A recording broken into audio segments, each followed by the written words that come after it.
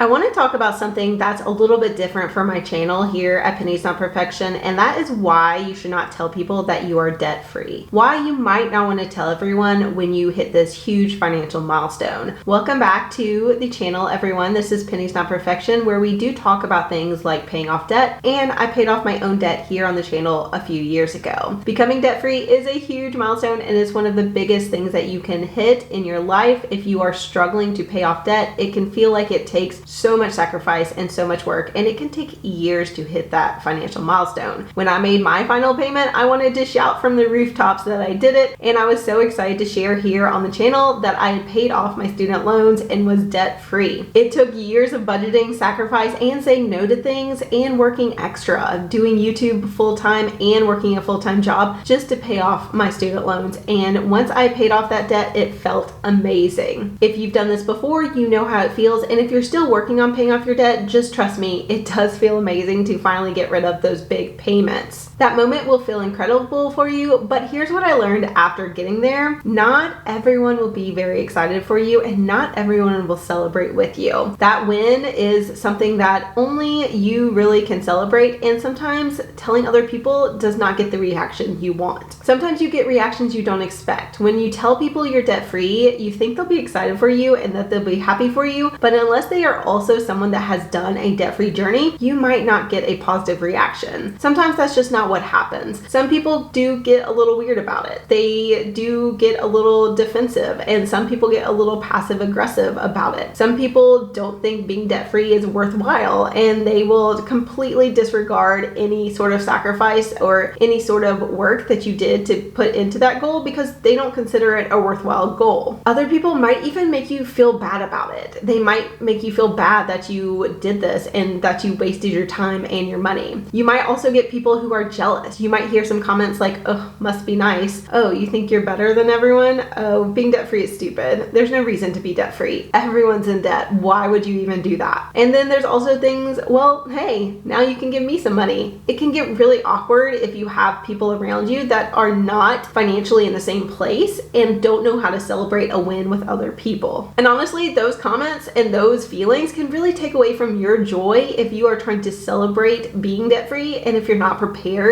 to encounter reactions like that. Unfortunately, this is really common, and people do react in very negative ways toward people that become debt-free, and it's why a lot of people don't share that milestone of becoming debt-free or share any milestones that are financial based with their friends and family. So why do people react that way? Why is it so emotionally charged, and why do you get negative reactions to something that is positive in your own life? The truth is, money is emotional. A lot of people around you might be struggling financially, and seeing you win makes them feel bad. If they are carrying debt and they are struggling to make all those payments and you're finally free of your debt, your success can make them feel uncomfortable because they are not in the same place and they feel like they will never get to that place. They feel like they're falling behind, and that is a feeling that can really trigger some negative emotions and comments and reactions from other people. If you've been talking with your friends for years about wanting to get healthier, to get to a good place, and you finally get there but they don't, suddenly your progress has a lot of negative feelings around it. Your progress holds up a mirror to them.